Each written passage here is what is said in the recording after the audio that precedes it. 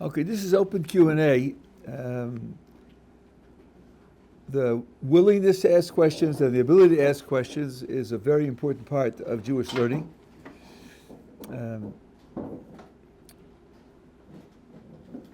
I was living in Baltimore in the 70s, my oldest was going to the cheder there. I think he was 8 years old. And he came home one day and he was like ecstatic. And we said to him, "What happened?" He said, "Well, look, my Rebbe gave me a nickel." Now this was the 70s, so a nickel could buy something. "Wow, he gave you a nickel. Why? Why did he do that?" And he said, "Well, I asked him a question." So I said to him, "What was the question?" Of course, it was brilliant. It's my son. And then I said, "And what answer did he give you?" And he said, he didn't have an answer. At least that's what he told the class. He didn't have an answer. That's a signal. If you ask your Rebbe a question, if you stump the Rebbe, that's a big deal and something that's worth doing, and you'll get a lot of reinforcement for that.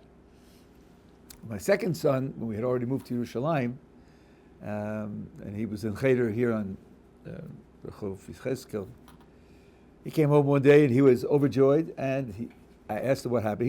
I think he was in the first grade. He said, "I asked a question, my Rebbe didn't know the answer, so he called in the Rebbe from the next door class. The two of them discussed it, they didn't have an answer. They called in the director of the school to the classroom, and they discussed it, and they didn't have an answer. Now, they didn't give him any money. This is Yerushalayim. They didn't give him any money, but they sent a message. He asked this question, they all discussed it in front of the class that didn't have an answer. Well, he felt like $1 million. So there are a lot of sources on this. I just want to mention one. Rabbi Akiva Eger, who was one of the greatest scholars of the last 200 years, wrote a number of very important works. And one of the things he did is he wrote notes on the pages of the Talmud. And very often the note consists of a cross-reference.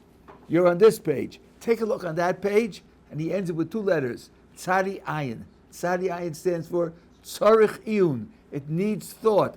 He didn't give the answer. He pointed out that there's a contradiction and didn't give the answer. And that's part of the way he made his reputation. And then the few places where it's three letters, Tzadi Ayin Gimel, Tzarich Iyun Gottleib. It needs a lot of thought. That means it's a tremendous question, and he's not giving you the answer. So questions are a very important part of learning. They're a very important part of your intellectual growth, and you should never be embarrassed to ask a question. Even if it sounds to you like a silly question or a foolish question, the important thing is to ask it and then to deal with the response that you get. So with that, the floor is open. You have a question? No, not yet. Not yet. Yes. I don't know if it's controversial this, but like, I went to the Kotel on Shavous night, and there was a big gathering of Jews. It was very nice to see that, but I saw something which bothered me a bit. They had very limited amount of chairs at the Kotel, and when they unlocked the pile, all the Jews, all the Yidden there were fighting over the 10 chairs. Where does this midah come from? And I thought Yidden should love each other and get on with each other and be kind. And I wasn't there. I didn't see it. it was not a nice It scene. was during Shavuot. That's why God gives us war, so we can learn to love. What time of night was this? Shavuos night. What time of night was it? 5 a.m. 3 a.m. When the davening just before davening started. You mean just before davening started? Yeah. Uh-huh. Quarter to 5. There's no question that they don't have facilities for the number of people that come to daven there in the morning. It was beyond. Sometimes I've been there and it was elbow to elbow. You just you couldn't. There wasn't space for a chair, let alone having a chair to sit down on. I don't know. I don't know who they were. I don't know what they had been doing the whole night. I don't know whether there were elderly people and they were getting them for these elderly people. You don't know where they went with the chairs. I don't know what to say. I agree with you. It's not a successful way to deal with a situation of scarcity. It's not to be applauded. I have no defense for it. I think we shouldn't make excuses for things that aren't excusable. We should face the fact that it's something that was not ideal and should be pointed out and perhaps steps taken to improve it. I think that's right. Yeah.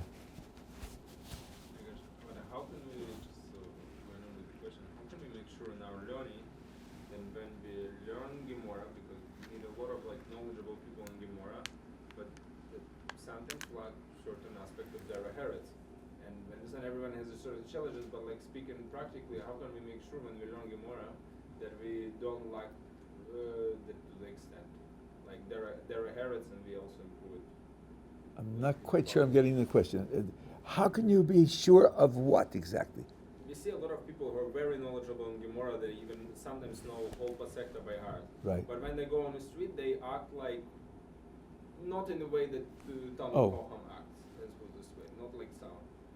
How can we make sure in our learning that when we learn Gemara, that it's we spend a lot of hours on it, and sure they also did quality time, that we won't end up like that we won't have bad level of behavior. Okay, I think that your impulse is right, but maybe the way that you're perceiving them and the way that you're relating to them might not be perfect. Let me give you two comparisons. Let's consider a fellow who's married and he has 4 children, and he doesn't devote enough time to the children. He just doesn't. And it's clear the children are suffering from it. Now, 2 possibilities.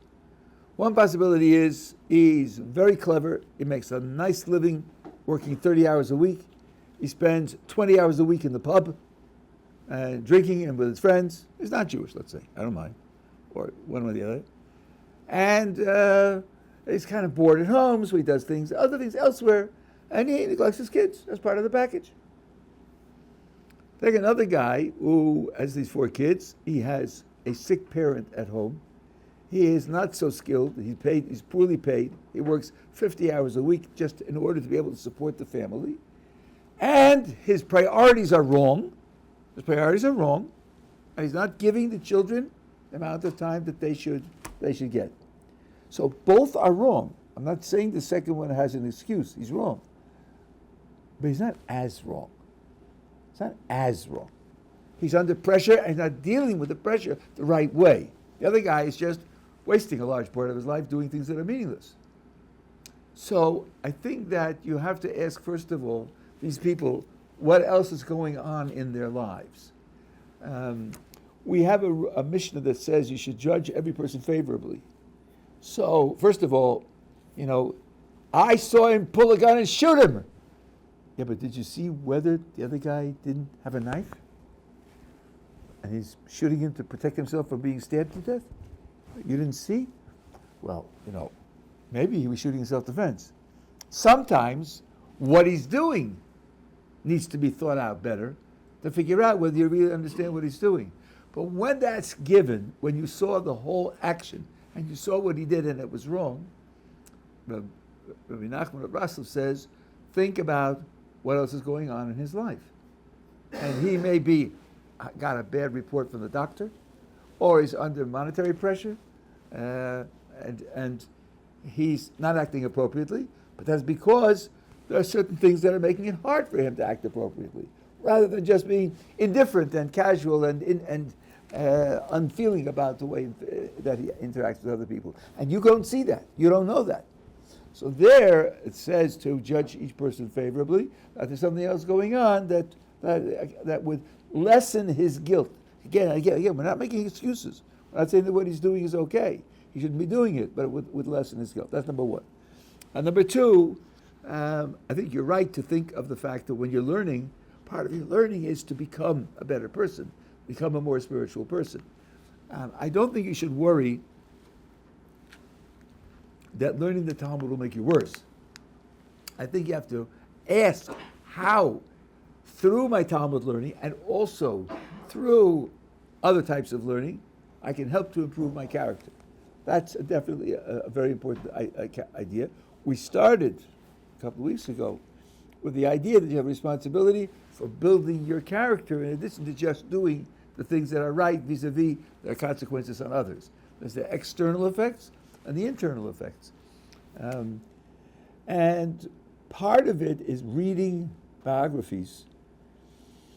And there are two types of biographies. There are biographies of great people. Biographies of great people it's a two-edged sword. On the one hand, they're great, and it's important to know what greatness a human being can achieve. But on the other hand, you say, okay, but he's a great guy.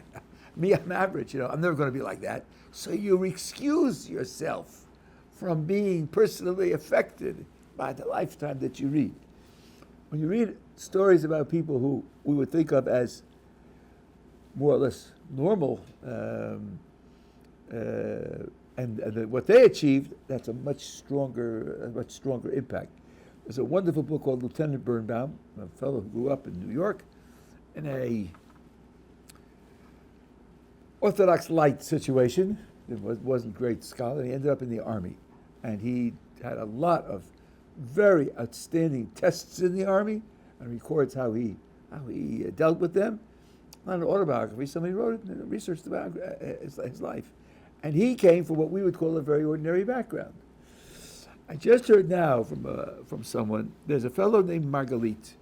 He's a hero. He grew up and he had polio in Israel, and they didn't know what to deal with it. He went to institutions, and he had to deal with the fact that he couldn't move, and he went through terrible, terrible suffering, and he came out of it rich and dedicated and sensitive. And he wrote this book about his journey.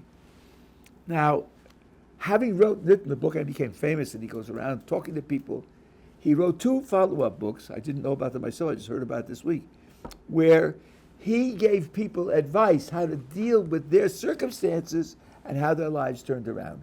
And they weren't great people with great parents and great training and great support. They were what you would call everyday people who were dealing with difficult problems, and how they were able to manage. So he said, and a friend of mine brought him to America for a lecture, and he said, my book, you could excuse yourself and say that you're not like me. But these other books are people like you. They're people like you who are facing very difficult situations, and they manage to deal with them. So I think that kind of thing can be I don't say more, but it has an effect on the reader that the others don't have. There's a wonderful book called To Vanquish the Dragon about Beis Yaakov girls in the Second World War, facing the horrors of the Second World War, and how the heroism and the courage and the living with devastation all around you. And there's also another book called Holy Woman, written by Sarah Rigler, about a woman who died 10 years ago here in Yerushalayim. Her story is just off the pages. When she was interviewing her, Sarah Rigler, she said to her, when did you have sad periods in your life? When did you have distressing periods in your life? Well, she went through the camps in Europe and saw her parents shot dead in front of her eyes. She said to Sarah Rigler, I haven't had sad periods. I haven't had distressing periods. What do you mean?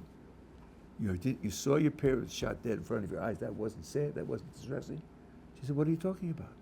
My parents died sanctifying God's name. There's no greater thing that can happen to a Jew. They're being welcomed in heaven by all the angels. Why should I be sad? Wow, that's more than I can chew, but you hear, and she isn't, the daughter of a great rabbi and a great lineage and so on and so on. And this was, she absorbed the trust in God and the commitment to God to the point where she could see the thing through his point of view, through his eyes, his perspective, and relate to it that way. You read about people like that, and you get real inspiration. And then, little, so to speak, casual things. Rabbi Yaakov Kamenetsky was a great rabbi in America. His nickname among his peers was the Klika Yid, the smart Jew. His first vertical position was in Lithuania, and it was a small town, and of course in Lithuania people were starving all the time. And after he was hired to be the rabbi, he found out that the town had enough money to pay for a rabbi or a doctor, and they chose a rabbi. That shows you something about where their dedication was, where their values were. So he, being a rabbinic genius, got hold of a Russian medical textbook, because he read Russian, and spent a few days reading that book so that he would know the medicine, so he could function as their doctor. To the extent that when people consulted with him, they thought they were talking to a doctor.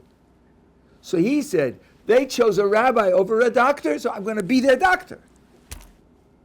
You could hear someone else say, oh, look how spiritual they are. They want to be able to live without a doctor. I'm not going to go into the physical world and give them physical services. I'm going to be a spiritual leader, and only a spiritual leader. No, he didn't do that. He was in a taxi cab with another rabbi, and the driver, this was in New York, and the driver was listening to a woman singing music on the radio, which is questionable, but many people don't do that. So the other rabbi said to him, let's tell him to turn off the music. And Rabbi Kotel said, no, he's driving. We're in his hands. Let him be happy. Let him be relaxed. Let him be comfortable. Let him be satisfied. And so again, another person say, yeah, but God will protect us. And no. Let the driver be happy. Let the driver be satisfied. You have to be a Rav to make a decision like that. And the last story that I remember from his biography is this. He was going to a great rabbinic meeting, Agudas Yisrael. There were thousands of people there. He and another rabbi were arriving together. And the other rabbi said, look, there's a front entrance going down through the audience up to the stage. If we go down through that audience, everyone's going to stand up for us. Let's go around to the back. There's a back entrance, and we can appear on the stage. And Rabbi Kamenetsky said, no. Let's go down through the whole audience and let them all stand up for us. The other rabbi said, why? Why would you want to do that? And he said, because we give ourselves to the community. And that means that our wives are also contributing by allowing us to service the community. Let them see what they're sacrificing for. Wow. He's thinking of his wife. He's thinking of that all year long. He's involved, gets calls in the middle of the night, and she supports that. Let her have the satisfaction of knowing what she's contributing to. Now, these are dimensions of life that not everybody would think of. And you read about this and you think, first of all, life is subtle. There's subtleties in life and how you want to be able to deal with circumstances like this. And then you become inspired to say, look, even a little gesture can make a big deal, make a big difference, and you can become energized to think in terms of improving your behavior in that way. I think that's 100% correct. You do want to have that in mind. Yeah. Oh, sorry.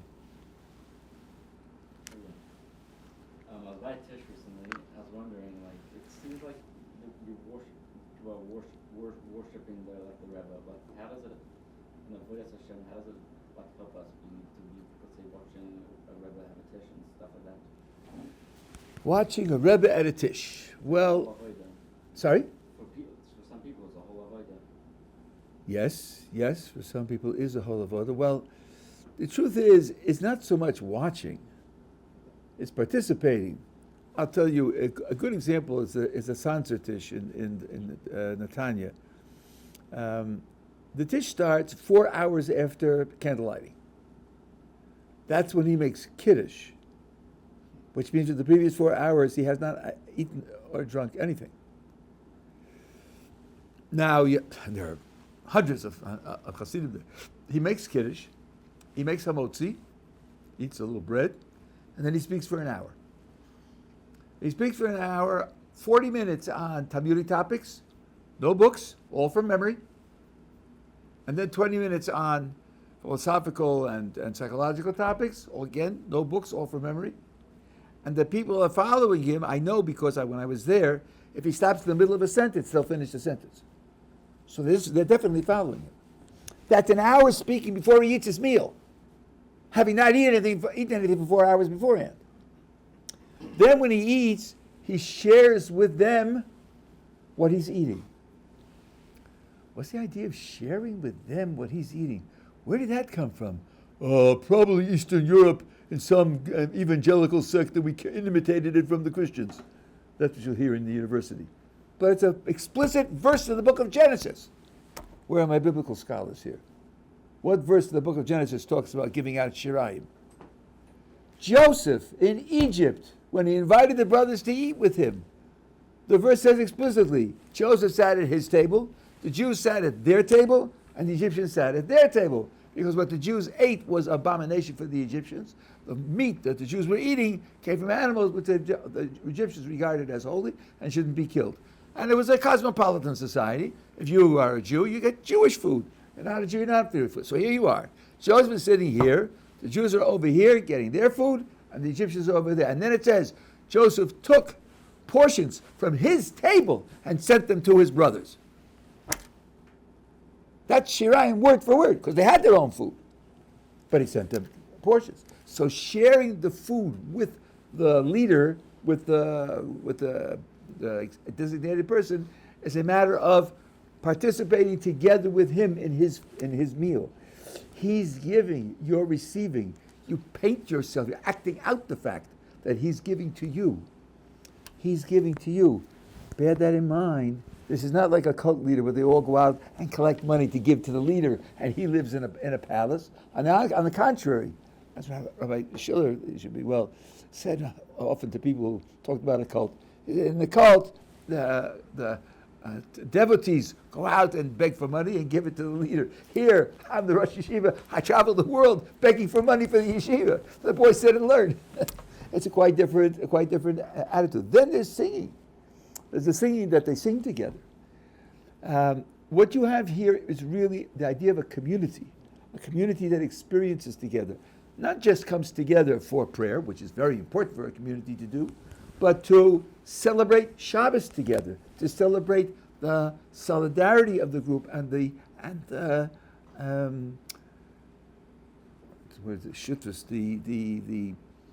fact that you are partners in an endeavor and working together to make that endeavor work.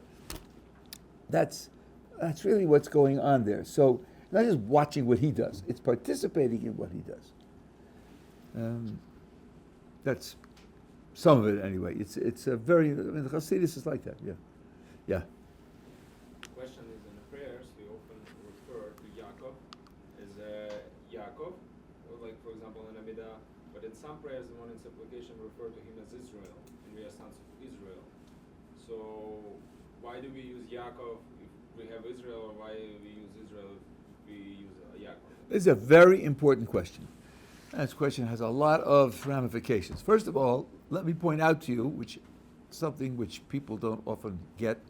You have in the book of Genesis some discussion of names. There are 3 instances, and they're all different. With Abraham, it says, God says to Abraham, your name is Avram. It has been Avram. Sorry, your name has been Avram. From now on, it will be Avraham, which means his name is being changed. And therefore, the Talmud says, someone who calls the first patriarch Avram is violating a rule of the Torah, which says that his name became Avraham. Then it goes on, God says to Abraham, don't call your wife's name Sarai, because Sarah is her name. Now let's think carefully about that. Is that the same as what happened to Avram? Not at all. Here, it's not she used to be Sarai, and from now on she's going to have a different name called Sarai. That's not what it says. It says, don't call her Sarai. Sarai's a mistake. It always was a mistake. Her name is Sarah. It always has been Sarah. You've been calling her by the wrong name. It's not your fault. You didn't know. But I'm telling you now. Call her Sarah because that's her name. So this is revealing her name. Not changing her name, but revealing her name. And if you go into it a little bit, you know that the letters have numerical value. So Sarai ends with a Yud, which is 10. Sarah ends with a Hey, which is 5. So she had a letter worth 10 and now has a letter worth 5. And that means what was removed was another Hey. 5 and 5 is 10. And that Hey went to Avram. From Avram to Avraham. The Hey was added. So the extra Hey that she was carrying around, this is a Kli Yakar. What the extra Hey that she was carrying around was transferred to him. And the Hey is the capability of creation. And that's what prepared him to participate with her in the birth of Yitzchak. So that's those two names. Now you come to Yaakov, and a third thing happens.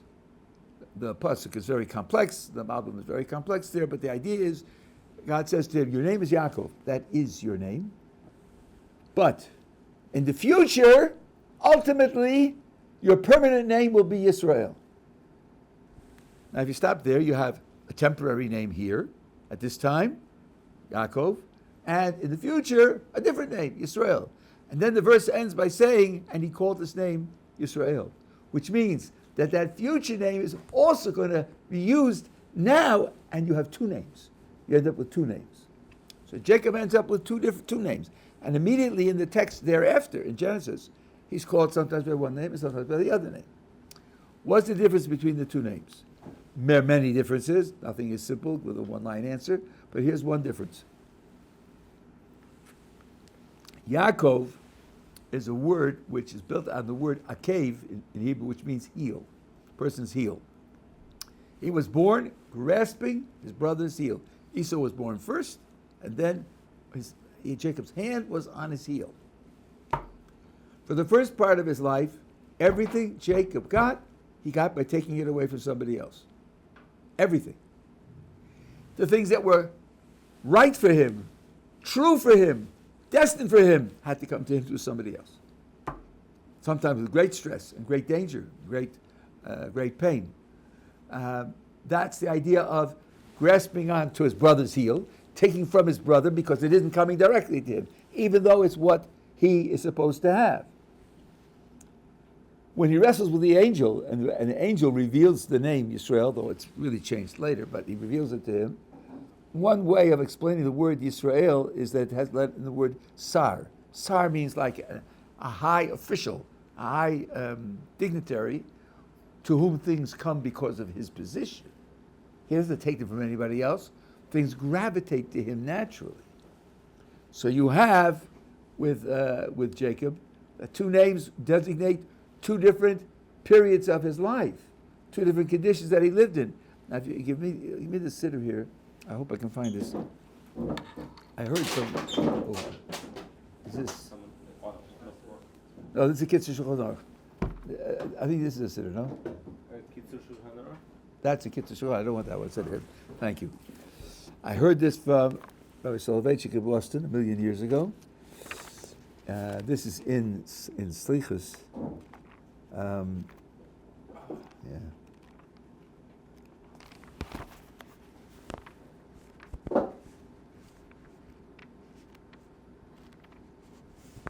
Oh my.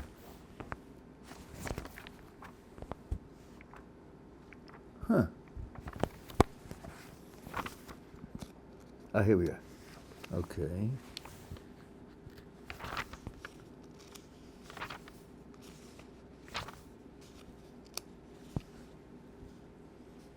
There are two verses back to back.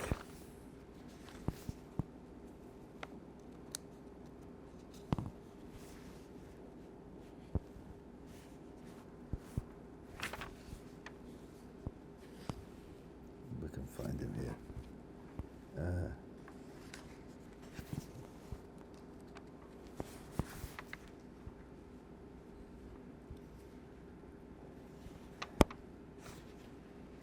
Yes. One verse says this, Zechor la'Avram Yitzchak v'Yisrael, God, please remember, we have to talk about remember, Abraham, Isaac, and Yisrael, your servants, Sheshbat lehem, you swore to them, and you said to them, I will multiply your descendants like the stars of the heavens, And all this land which I have spoken, I will give to your descendants, and they will inherit it forever. This is a great promise, a promise of great success, because Baruch Hu is going to give to, and speaking to all three patriarchs, and the third patriarch's name here is Yisrael. The next verse is, Zechor le'avadecha le'avim Yaakov. Remember Abraham, Isaac, and Jacob, not Yisrael. Don't turn to the stiff-neckedness of this people and to their wickedness and to their sin. So when you're talking about the Jewish people in their times of failure, the name of Jacob is Jacob. When you're talking about the times of the success, it's Israel. These two verses are back to back in the Slichos. So that's a general idea that he really has both names. So now when you use it, usually in the prayers, there are quotations from verses. So first of all, you have to look up the verse and see what the context is in the verse. But then, yes, those who compose the prayers pick that verse because of the name and because of the context that was there, and that's imported into the idea of the prayers. And really, what you're touching on is a very important idea, and that is that the name is not just syllables by which you're called to supper. The name expresses something about your essence.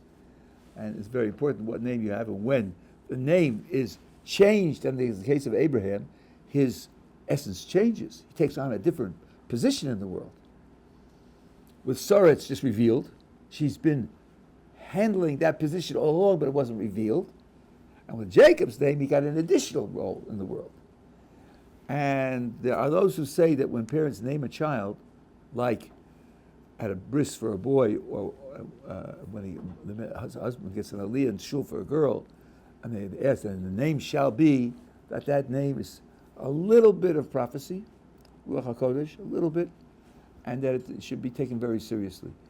My Rabbi Zatzal was so serious about it that he said it should never be changed under any condition whatsoever. There is a custom that if a person becomes seriously ill, that you add a name, because like Chaim, which means life. He didn't agree with that. Others do, and others have sources for it. But the idea is that the name does say something about the person, and it's something which has to be honored. Let's put it that way. It has to be honored. So that's a little bit of background for that idea. What's in the idea in Amidah? In Amidah, we say first person of the patriarchs, and we say Yaakov over there. It's like we failed in something? No, it's a question of potential. He was Yaakov for the first half of his life. It's not a question of his failing there. First half of his life, he wasn't failing. It's just that it was a situation where things were not ideal and had to be worked out. Yes? When someone's looking to settle down and start, let's say, a new life or getting married and moving on, what should one look for in the town or city to help live a Jewish life? Well, this is a very important question. It has a lot of facets. What I'm going to say now is certainly not going to be a full answer to the question. What to look for in an environment, the Jewish community, when you want to settle and you're thinking of raising a family. Okay. So first of all, I think it's fair to say there's no healthy Jewish life without being part of a community. And being part of a community usually entails compromises. You'll discover this directly when you daven in a minyan. No minyan is perfect for you. It's a little too fast, or a little too slow, or a little too loud, or a little too soft, not inspiring enough, too much singing, too little singing. And you make a compromise. A lot of life is about compromise. A lot of life is getting the best of the available alternatives without looking for the ideal. We say in English, the excellent is the enemy of the good. Because if you demand excellence, then you'll give up on doing things which are good, useful, appropriate, productive, just not perfect. Perfectionism is a disease. It's a psychological disease. It's crippling. So when you're looking for a community, you need to think in setting your priorities. And you think if you're for a family, That means the priorities of you and your wife and the ultimate priorities of your children. And when you do that, there are going to be trade-offs. For some people, a place to pray where they feel comfortable, not only comfortable with the style of prayer, but you want to be comfortable with the people there. You'd like to have a good relationship with them. You'd like to be part of a community. That's a very important thing for them. And not every shul has that. Not every yeshiva that's there has that. So some places yes, and some places no. That's very important. A tight-knit community. For example, how do the people live? Is it 50% Jewish and 50% non-Jewish? Or is it 100% Jewish? I'm not saying one's right and one's wrong, but they are very different. If they are non-Jews or non-religious Jews living among you and your family, then when your children are 4, they're going to ask, why did he drive on Shabbos morning? And you need to have an answer.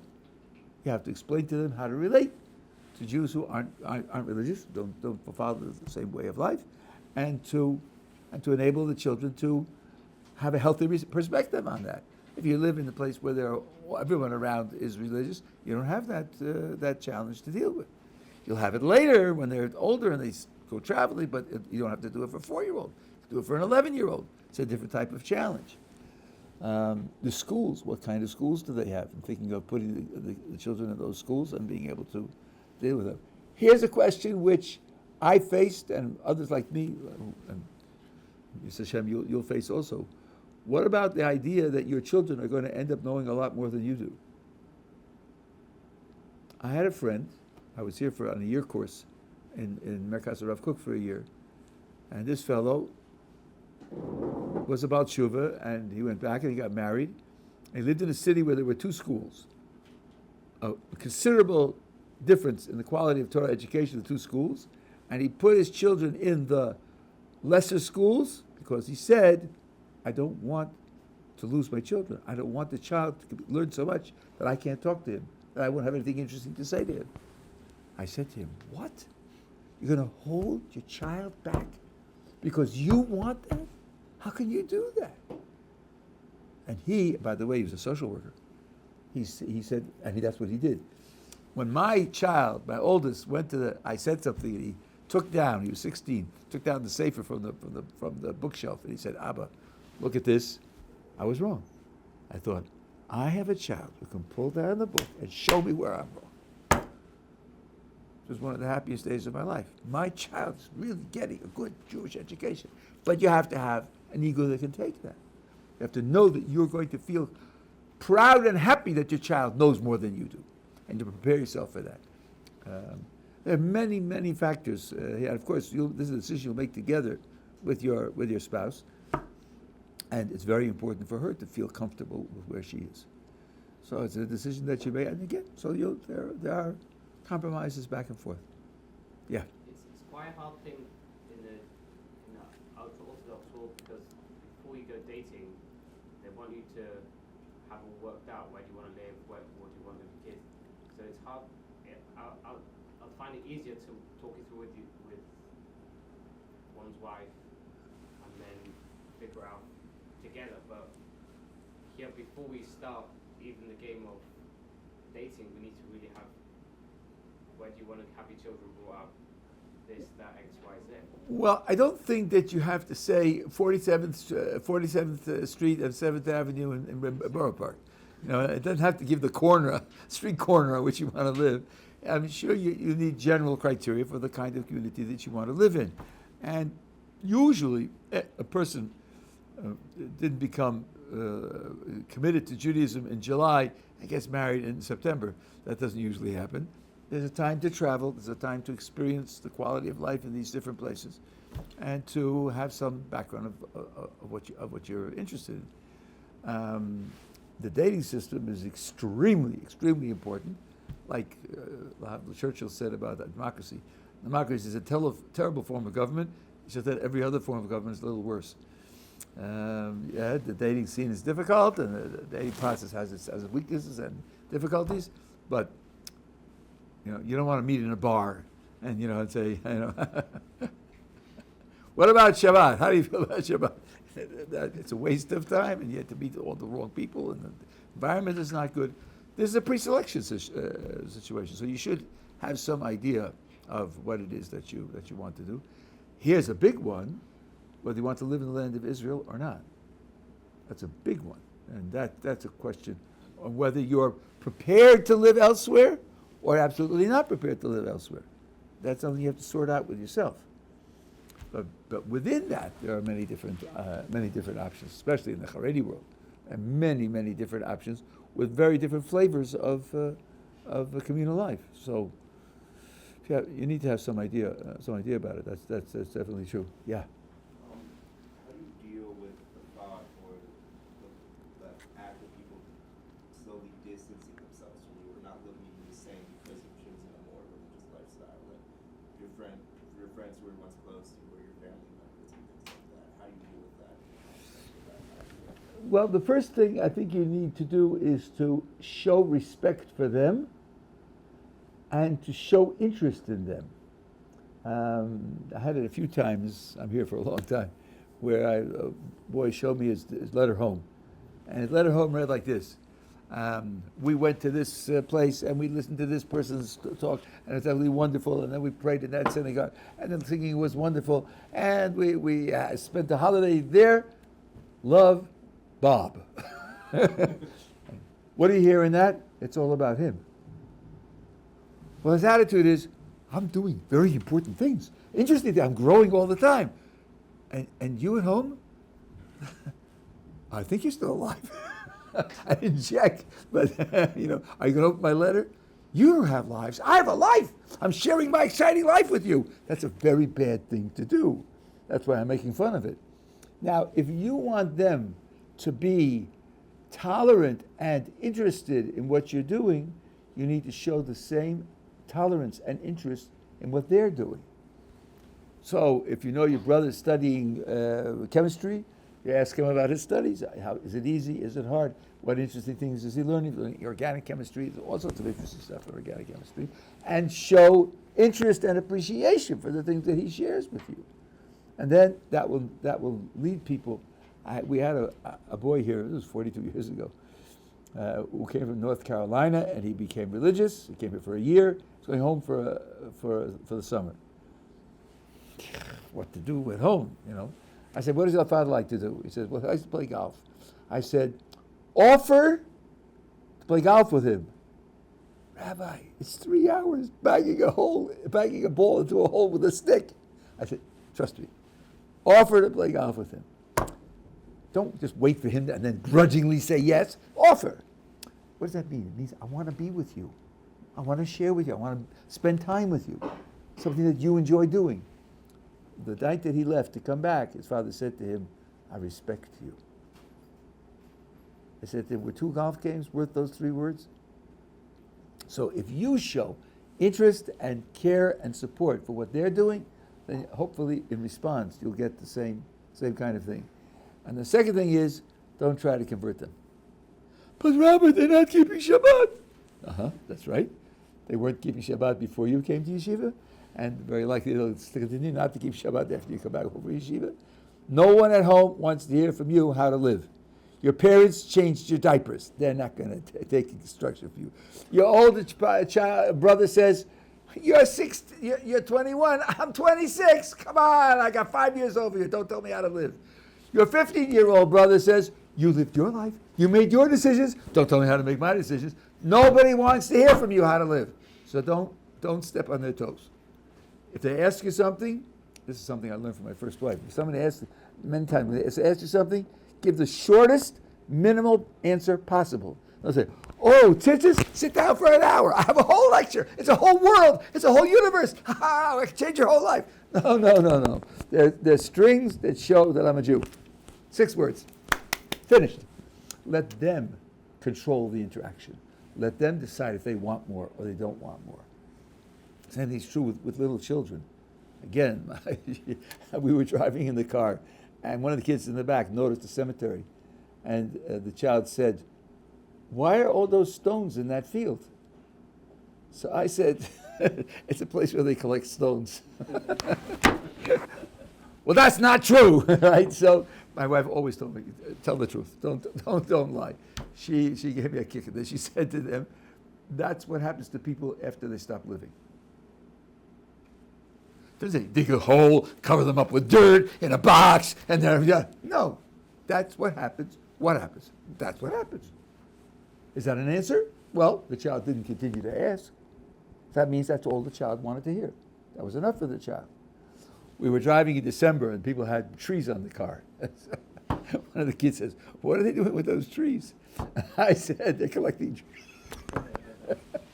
So I got another kick. She said, "They have a holiday, and they use the trees for the holiday." That's true. They have a holiday, and they use the trees for the holiday. What are they doing? What are they presents under it? He comes down the chimney. No. Say the minimum and let the other person decide how much more they want. That's another rule in this kind of interaction.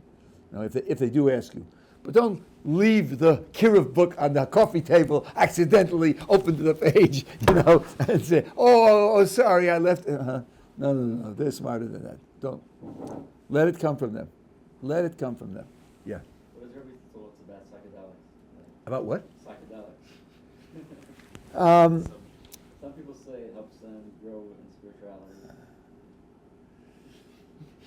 Well, there are two questions here. First of all, let's say it does. It doesn't follow that they couldn't have the same or equally valuable growth some other way. The fact that something A helps you doesn't mean that you must have A. Maybe B is just as good, and will give you something as positive. So it doesn't mean that if you don't do it, you've lost out. That the bottom line is a loss. That doesn't follow. Number one. Number two, it seems that psychedelics have had bad effects on some people, so that's something to worry about. And anything which detaches you from the reality that you're in has to be looked at with great suspicion. There are people who escape the world because they can't face it. That's a lot of drinking, a lot of drugs is that kind of escape. And then you become dependent upon the escape, where not having the escape puts you under terrible, terrible pressure. Like a person who says, "I smoke because I get very nervous, I don't smoke." Yeah, but you're nervous because you're smoking. If you would break the habit, you're not born nervous. You get used to it, then you need it. It's an addiction. So I'm very suspicious about it. I did hear many years ago a study that was done with marijuana, just with marijuana. And there are states, but you can look this up, states that have permitted marijuana, lefty states in the United States, and the record of it is not good. But they did a study with creative people, music, poetry, art, and they were users. So they were using it, and they were producing things, and they sort of evaluated their productions, and they thought they were very good. Then they took them off somehow. They marijuana for 6 months, and went back to look at the things they created under the influence of marijuana, and they thought very differently about them. They felt that they were not nearly as good as they thought they were. So that's something else to take into account. The third thing, so you asked a rich question. The third thing is this. The word spirituality, in many vocabularies, in many languages, refers only to the inner quality of an experience. We don't have that definition. For us, it's a quality of an experience that's attached to a genuine reality. So, let's say thrill. Well, is it the thrill of having had a hallucinatory experience? Or is it the thrill of having treated a brain injury and done extremely intricate microsurgery and succeeding in overcoming the injury? They're both thrilling, but in the one case, you really overcame the injury. In the other case, you had a drug-induced subjective experience. They aren't the same. For us, spirituality is the quality of experience relating to something that's real, not something that's just hallucinated. So I think that if the hallucinatory drug doesn't really put you in touch with the creator of the universe, then it's going to be at best a distraction and worst something that's going to make things worse off. And you can tell to a certain extent whether it really puts you in touch by how you behave when you're not under the drug. Because if you really got in touch with the creator of the universe, that should have an effect on you. Like having prophecy has an effect on a person, you're not the same person afterwards. So here too, you ought to show in what you do, put more time with tefillin in the morning, not less time, because you want to get to the drug. So I think that's also a factor that has. I'm very suspicious of these things. I think that the record of it is in general not a good record. Somebody else who hasn't asked? Yeah, okay, last question, I guess, yeah. Rabbi, you mentioned about stones in the cemetery. We have capital punishment when we stone people, when we used to be stoned at least, and we put stones on the grave. Like, is it connected to some? No, and in fact, my Rabbi didn't put the stones on the grave. He told us that one source for the idea is that a person who committed a terrible crime, when he was being buried, they would throw stones at his bier as it went by, and then people sort of associated stones with dying, and then came to do it. I'm not saying that it's wrong to do, but I don't think there's certainly no necessity to do it. And by the way, I hope you're aware, death by stoning doesn't mean people threw stones at you. That's not what it means at all. There isn't even an opinion like that. Death by stoning meant that there was a platform 2 stories high, and the person stood above it, and of course all capital punishment took place under the influence of alcohol, so the person shouldn't suffer too much. And the idea was to push him off so he will fall head first on a boulder and die by immediate loss of consciousness. That's what stoning is. So the idea of throwing little stones or putting little stones on big stones wouldn't do the job. wouldn't be a symbol for that. Yeah. How does one make a real connection with Hashem? Meaning, we're not, like the Rabbi just said, we're not prophets, so we're not going to talk to him directly. We know that Hashem has a father-son type of relationship. I can call my father right now and feel a connection. How do we go from that and not just trying, hoping we're connected? Well, there are 2 things. First of all, what you do can be evaluated by the sources that we have as to whether it's an appropriate response to the reality or not. A person who will put on Shabbos music on Thursday and dance and sing isn't getting it because it's Thursday. It's not Shabbos. That's one thing. But there's a question you should ask other people. I have a couple of suggestions, but it's a question you should ask other people because people connect in different ways. Here's one thing that you could try to do. Try to do every day one mitzvah that no one else knows about but you. A mitzvah that no one knows about. That cuts out all the social credit that you get for having done the mitzvah. It could be interpersonal. You go to where they do the laundry, and you see somebody's clothes finished in the washer, and you put them in the dryer, turn the dryer on. No one will ever know that you did it. You know you did a good turn for another Jew, because it's a mitzvah to do something like that. Or even to give tzedakah in a tzedakah box when nobody's watching, so that only you know that you did that. Do that once a day. At least once a day. The only thing you had in mind was Kadosh Baruch Hu wants this, and I'm doing it because He wants it. Nothing else is playing any role. That's one thing. Another thing that you can do is to try to reduce your ego in what you do. There is a Mishnah in Pirkei Avos. I usually play a game with people. I quote it wrong and see if they catch the mistake. The way I quote it is, Alomei Torah zochel advarim harbe. Someone who learns Torah merits many things.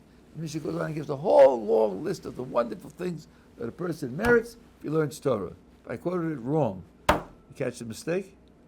I left out a word. Halomei Torah, zocher l'dvarim harbe. Lishma. I left out lishma. Little detail, right?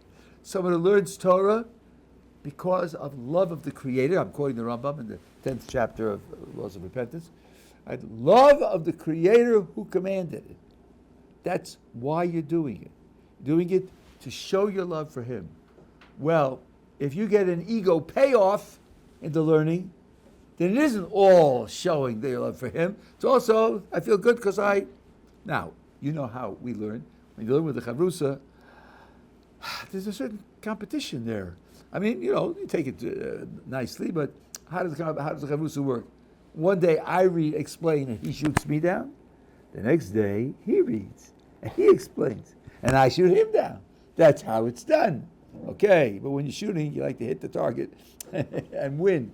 Now, let's imagine you're discussing this with your chavrusa. You're working on a very hard problem and you don't get the answer. Okay, you'll talk about it tomorrow.